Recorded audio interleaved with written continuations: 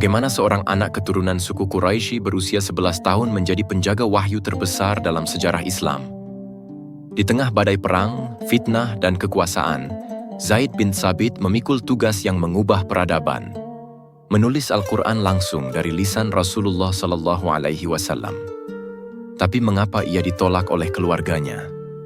Dan bagaimana ia bertahan meski dianggap hanya seorang anak kecil? Mari kita saksikan kisah inspiratif tentang integritas, keberanian, dan cinta yang tak pernah padam.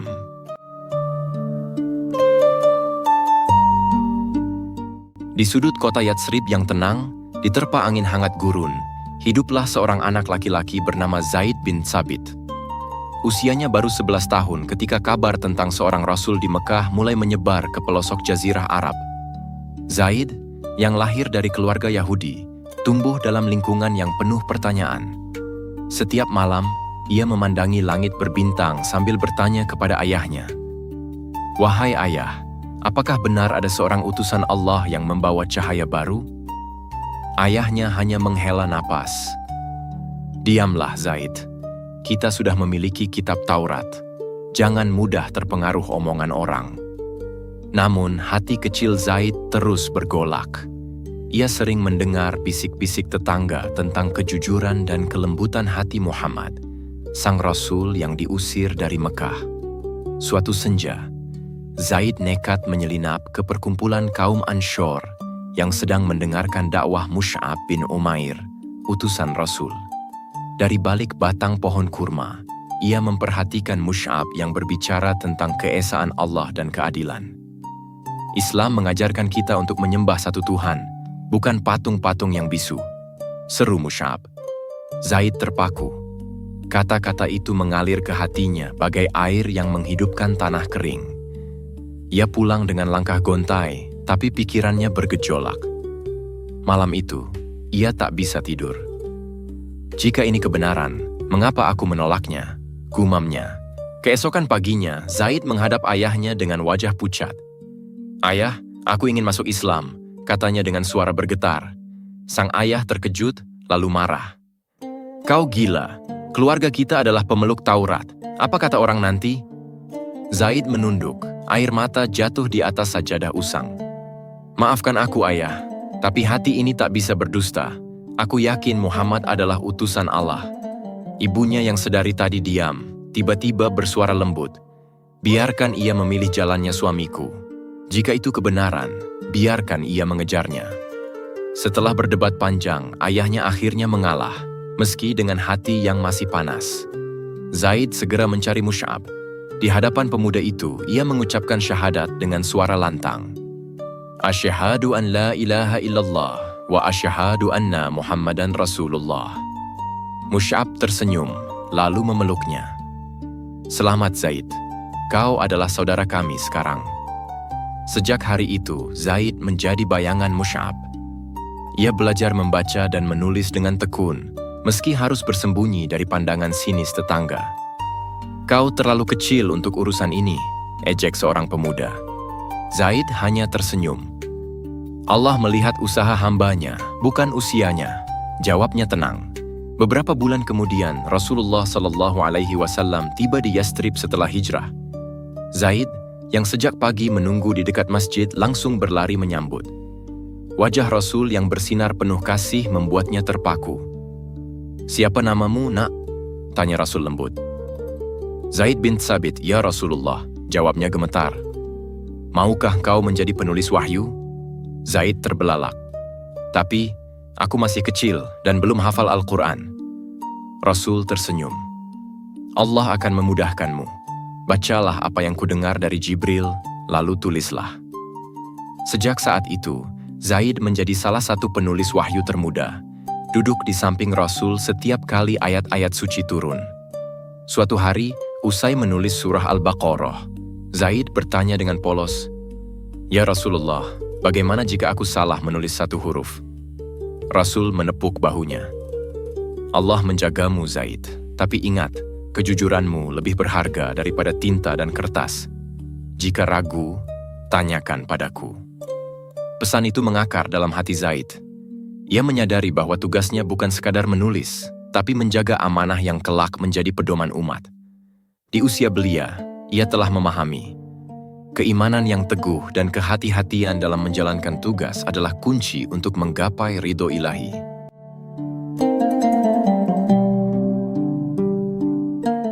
Minggu-minggu pertama sebagai penulis wahyu tidaklah mudah bagi Zaid.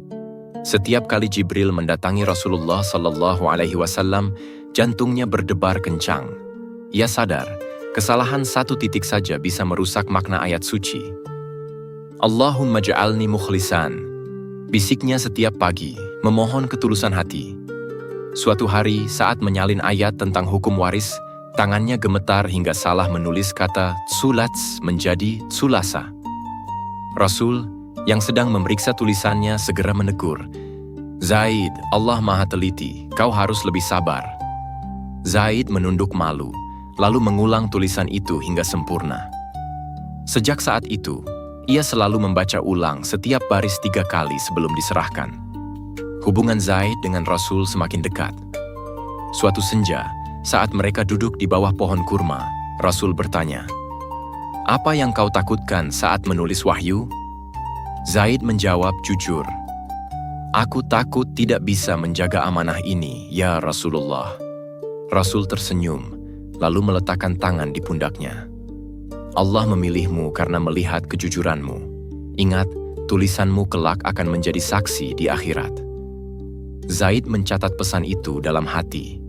Ia mulai mempelajari seluk-beluk bahasa Arab dari Abu Bakar dan hafal puluhan ayat setiap malam. "Ilmu adalah cahaya," kata Abu Bakar suatu kali. "Tapi cahaya itu hanya bersinar jika kau menjaganya dengan rendah hati." Namun tantangan datang dari luar. Sebagian kaum munafik di Yasrib mulai menyebarkan fitnah. Bagaimana mungkin anak kecil yang bahkan belum baligh bisa dipercaya menulis kitab suci? Zaid mendengar bisik-bisik itu saat ia lewat di pasar. Ali bin Abi Thalib, yang melihatnya murung, berkata, "Jangan hiraukan mereka, Zaid. Buktikan dengan karyamu." Beberapa hari kemudian, saat ayat tentang puasa turun, Zaid tidak hanya menulisnya, tapi juga menjelaskan maknanya kepada orang-orang yang skeptis.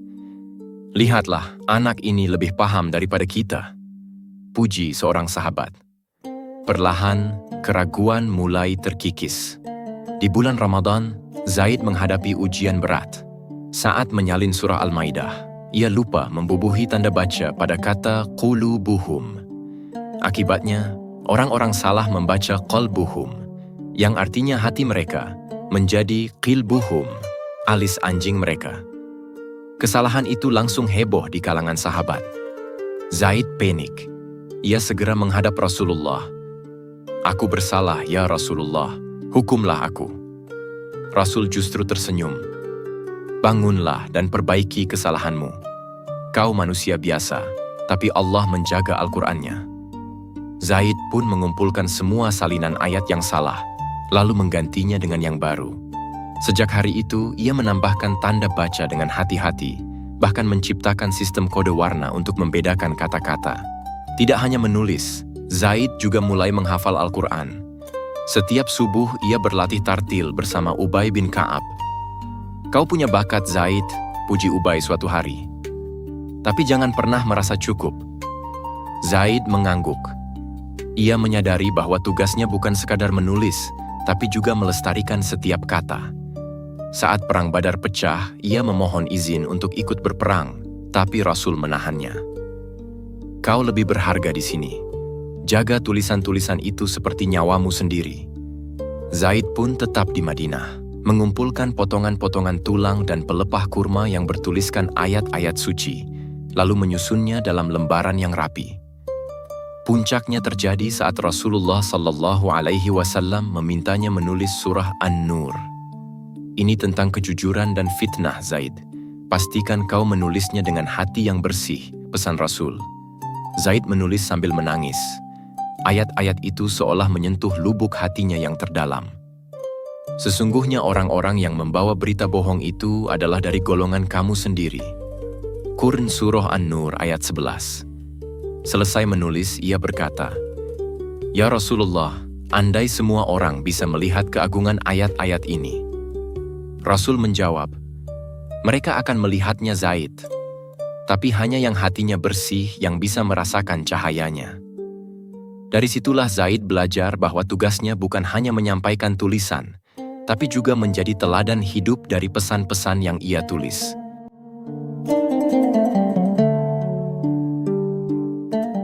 Setahun setelah Perang Badar, Zaid menghadapi ujian yang lebih berat. Saat Perang Uhud meletus, Rasulullah SAW memerintahkannya tetap di Madinah untuk menjaga dokumen-dokumen wahyu. "Tapi aku ingin membelamu ya Rasulullah," protes Zaid. Rasul mengelus kepalanya. "Kau adalah benteng Al-Quran. Jika kau pergi, siapa yang menjaga tulisan-tulisan ini dari tangan musuh?" Zaid pun patuh, meski hatinya pilu mendengar kabar sahabat-sahabatnya gugur. Ia menghabiskan hari itu dengan menyalin ulang ayat-ayat yang rusak, sambil berdoa, "Ya Allah, lindungi mereka yang berjuang di jalan-Mu." Saat pasukan Muslim kembali, Zaid menangis melihat wajah Rasul yang terluka. "Jangan bersedih," kata Rasul. "Kemenangan sejati adalah ketika kita tetap teguh dalam iman." Beberapa bulan kemudian, Zaid diberi tugas istimewa, menulis surah Ali Imran. "Ini tentang keutamaan ahlul kitab yang beriman," jelas Rasul. Zaid menulis dengan hati-hati, lalu bertanya, "Ya Rasulullah, bagaimana cara membedakan kebenaran dari yang palsu?" Rasul menjawab, "Seperti api yang membakar kayu basah, kebenaran akan selalu menyakitkan bagi yang tidak siap menerimanya." Zaid merenung. Ia mulai membagikan salinan ayat-ayat itu kepada pemuka Yahudi dan Nasrani, mengajak mereka berdialog. "Mengapa kau repot-repot?" tanya Usamah bin Zaid. "Karena Al-Quran adalah rahmat untuk semua," jawab Zaid. "Tapi hanya yang hatinya lapang yang bisa menerimanya." Pada tahun ke-6 Hijriah, saat perjanjian Hudaibiyah ditandatangani, Zaid menjadi saksi bisu konflik internal umat Islam. Banyak sahabat kecewa karena Rasul menerima syarat damai yang dianggap merendahkan. "Aku tidak akan menghapus kalimat Rasulullah dari dokumen ini," kata Zaid tegas saat seorang utusan Quraisy memaksa. "Itu harga mati." Sikapnya membuat para pemimpin Quraisy terkesan. "Kalian punya pemuda yang berani," kata mereka. Zaid hanya tersenyum. "Aku hanya menjaga kehormatan Rasul." Malam itu, Rasul memujinya. "Kau seperti singa yang menjaga sarangnya Zaid." Di puncak musim haji, Zaid ditugaskan menulis surah Al-Maidah.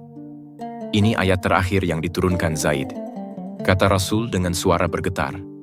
"Hari ini, aku telah menyempurnakan agama kalian." Zaid menangis terseduh.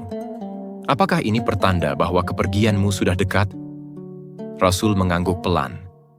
"Karena itu, jagalah Al-Quran sebaik-baiknya. Ia akan menjadi penolongmu setelah aku tiada." Zaid mencengkeram kuasnya erat-erat.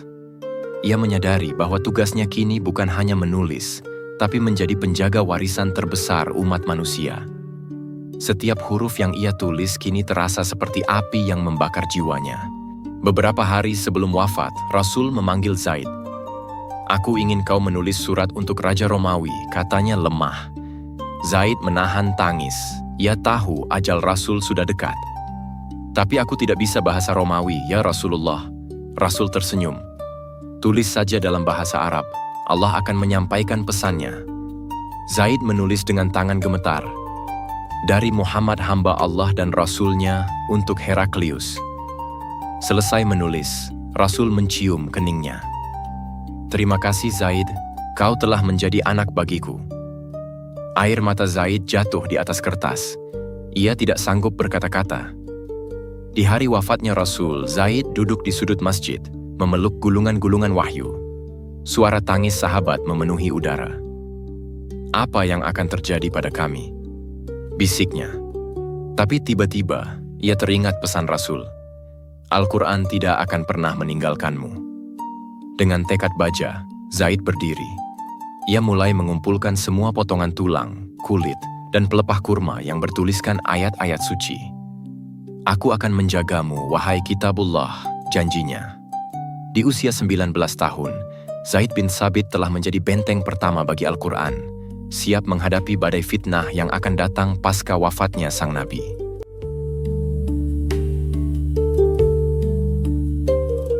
Kematian Rasulullah Shallallahu Alaihi Wasallam menyisakan duka yang dalam. Kota Madinah seolah kehilangan mataharinya. Zaid, yang baru berusia 19 tahun, duduk termenung di sudut kamarnya, menggenggam gulungan tulisan yang masih berbau harum tinta. "Bagaimana kami bisa hidup tanpa beliau?" bisiknya. Di luar, suara tangis para sahabat bergemuruh. Namun, kesedihan itu segera tergantikan oleh kekacauan. Kaum murtad mulai menolak membayar zakat, dan nabi palsu bermunculan. Abu Bakar, khalifah pertama, bersikukuh memerangi mereka. "Kita tidak akan berkompromi dengan kemurtadan," katanya tegas. Zaid, yang ditugaskan sebagai sekretaris khalifah, mencatat setiap keputusan dengan hati berat. Di tengah gejolak politik, muncul masalah baru. Ayat-ayat Al-Quran yang tersebar di berbagai media mulai terancam. Banyak hafiz, penghafal Quran, gugur di medan perang, sementara tulang dan pelepah kurma yang bertuliskan ayat-ayat suci mulai lapuk. "Jika ini dibiarkan, Al-Quran bisa lenyap," ujar Umar bin Khattab suatu malam. Abu Bakar pun memanggil Zaid. "Kau adalah orang yang paling dipercaya Rasul untuk menjaga wahyu. Kumpulkan semua ayat itu dalam satu mushaf." Zaid terkejut. "Wahai khalifah, tugas ini terlalu berat. Bagaimana jika aku salah?" Umar menjawab, "Kau pernah salah? Tidak. Kau bahkan menciptakan sistem kode warna untuk menjaganya. Allah memilihmu untuk ini." Maka dimulailah tugas monumental. Zaid mengumpulkan semua potongan tulang, kulit, dan batu yang bertuliskan ayat-ayat suci. Ia juga mendatangi para sahabat yang hafal Quran, seperti Abu Hudzaifah dan Anas bin Malik. "Tolong ucapkan ayat yang kalian ingat," pintanya. Setiap ayat harus disertai 2 saksi yang mendengar langsung dari Rasul. "Aku tidak bisa menerima hanya satu sumber," tegas Zaid. Proses ini melelahkan. Ada kalanya ia harus berjalan berhari-hari ke pedalaman untuk mencari seorang sahabat yang hafal satu ayat. "Kenapa kau begitu keras kepala?" keluh seorang sahabat. Zaid menjawab, "Karena aku tidak ingin di akhirat nanti Rasul menuntutku karena lalai." Suatu malam, saat mencari ayat tentang hukum kisyu, alias pembunuhan tidak disengaja, Zaid menemui jalan buntu. Hanya ada satu sumber. Seorang wanita tua di pinggir kota yang mengaku menyimpan potongan kulit bertuliskan ayat itu. "Aku tidak bisa memberikannya kecuali kau membayar 100 dirham," katanya. Zaid marah. "Ini bukan milikmu, ini milik umat." Wanita itu tersenyum. "Aku hanya menguji kejujuranmu. Ambillah, ini hadiah dari Allah." Zaid pun mengambilnya dengan berlinang air mata. Peristiwa itu mengajarkan padanya bahwa setiap rintangan adalah ujian untuk memurnikan niat. Setelah berbulan-bulan bekerja, mushaf Al-Quran akhirnya rampung. Abu Bakar dan Umar memeriksa setiap halaman. "Subhanallah," puji Abu Bakar. "Kau telah melakukan keajaiban, Zaid." Tapi Zaid tidak bisa tenang. "Ini belum selesai," katanya. "Aku harus memastikan salinan ini disebarkan ke seluruh penjuru." Maka, ia melatih puluhan penulis muda untuk menyalin mushaf dengan kriteria ketat. Setiap titik harus sama, setiap harakat harus sempurna pesannya. Saat salah seorang penulis mencoba memodifikasi gaya tulisan, Zaid segera menegur, "Kita bukan seniman, kita adalah penjaga kebenaran." Di penghujung tahun, saat mushaf-mushaf itu dikirim ke Mekah, Yaman, dan Syam, Zaid berdiri di atas bukit Syafa. Angin musim semi menerpa wajahnya yang penuh goresan tinta. Ia membayangkan Rasulullah tersenyum dari surga. "Aku telah menepati janjiku, ya Rasulullah," bisiknya. Tapi tugasnya belum usai. Ia sadar, tantangan terbesar bukanlah mengumpulkan ayat-ayat, tapi menjaga umat dari perpecahan. "Al-Quran akan menjadi cahaya," katanya pada diri sendiri. Tapi cahaya itu hanya bersinar jika hati manusia mau membukanya. Dengan tekad baru, Zaid pun kembali ke meja kerjanya, siap menghadapi tantangan berikutnya.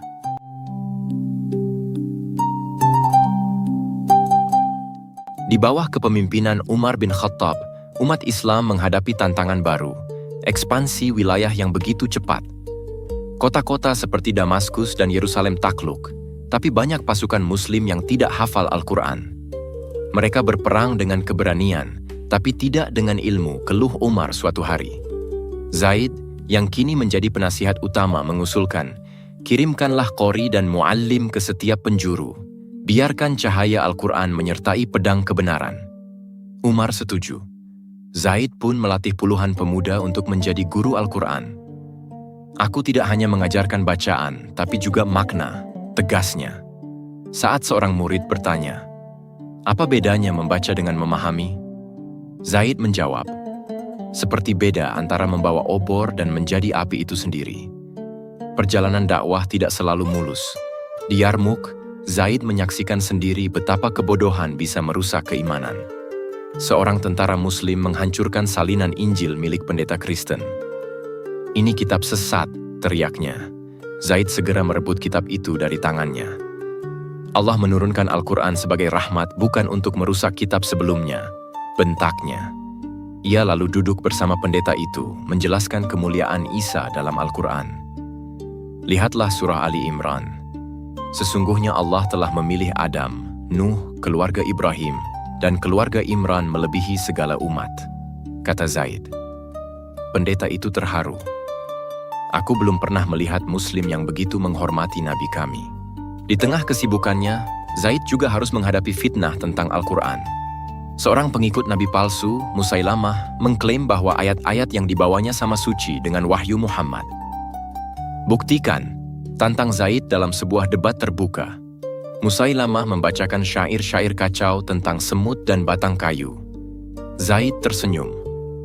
Allah tidak akan menurunkan kitab yang membingungkan hambanya. Al-Quran adalah mukjizat yang bisa dibaca, dihafal, dan diamalkan. Kerumunan orang pun bersorak. Zaid benar, hanya Al-Quran yang hidup.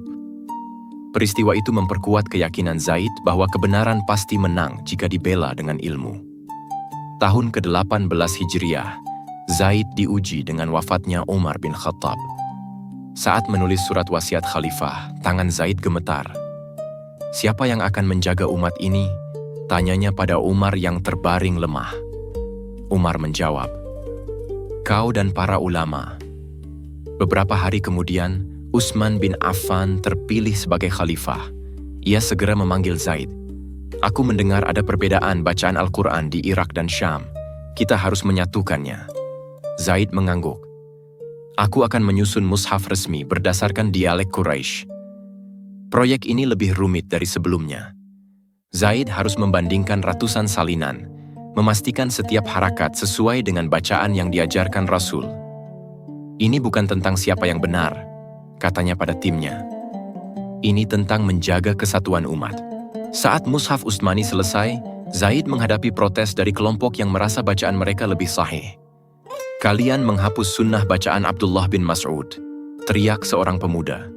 Zaid menjawab tenang, tidak, kami hanya mengembalikan Al-Quran pada bacaan yang didengar langsung dari Rasulullah.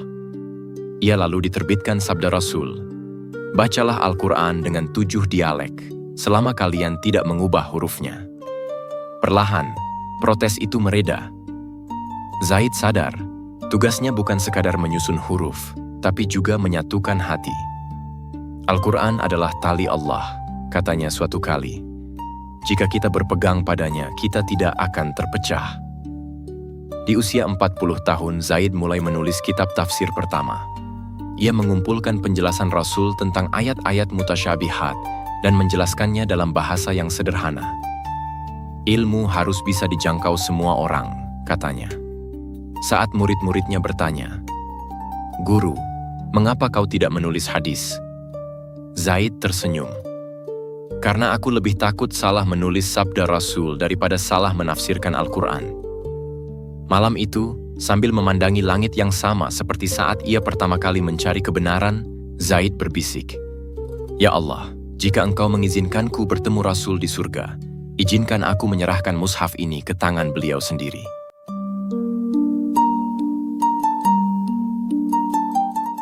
Di penghujung hidupnya, Zaid bin Tsabit masih setia dengan tugas yang diamanahkan Rasul kepadanya. Usianya kini menginjak 62 tahun, tapi semangatnya masih seperti remaja yang pertama kali memegang pena. Setiap pagi, ia duduk di Masjid Nabawi, mengajar puluhan murid yang datang dari pelosok negeri. "Guru, bagaimana cara memahami ayat-ayat tentang jihad?" tanya seorang pemuda. Zaid tersenyum, lalu menjelaskan dengan sabar. Jihad terbesar adalah melawan hawa nafsu munak. Pedang hanya alat, tapi hati adalah medan perang sejati. Murid-muridnya mencatat setiap kata, seolah takut kehilangan setetes ilmu pun.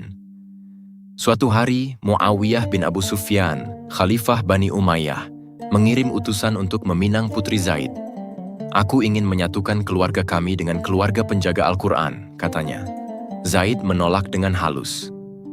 "Putriku bukan alat politik.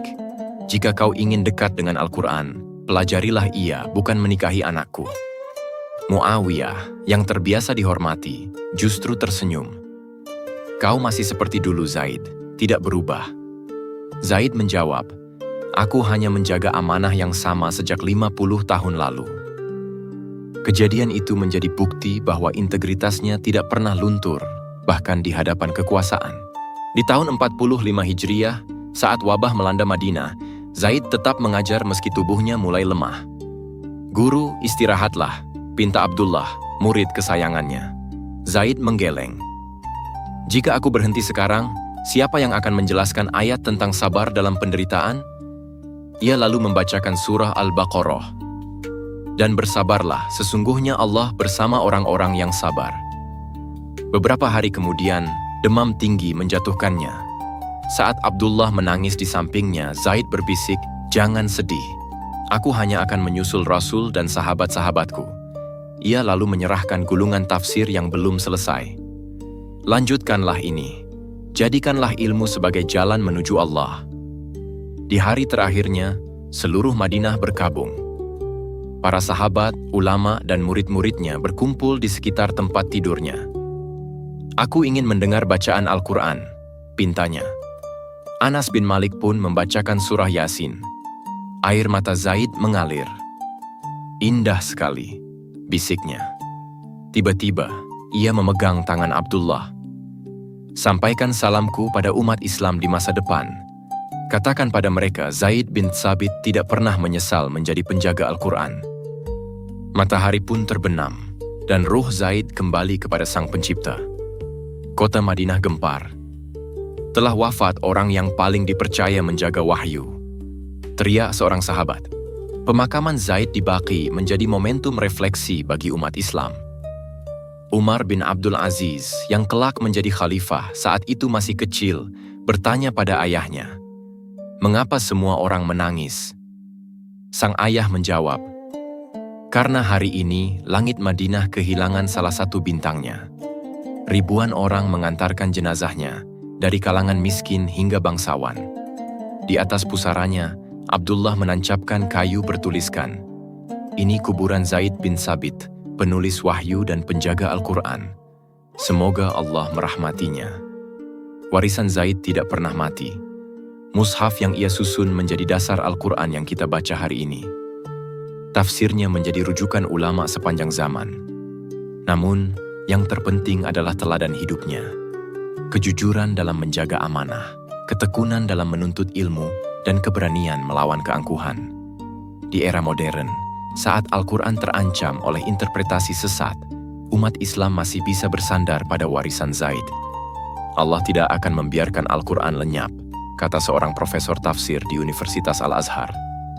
"Karenanya telah memilih Zaid bin Tsabit untuk menjaganya." Dan di sudut langit Madinah, setiap kali adzan berkumandang, seolah terdengar bisikan Zaid, "Jagalah Al-Quran, maka ia akan menjagamu."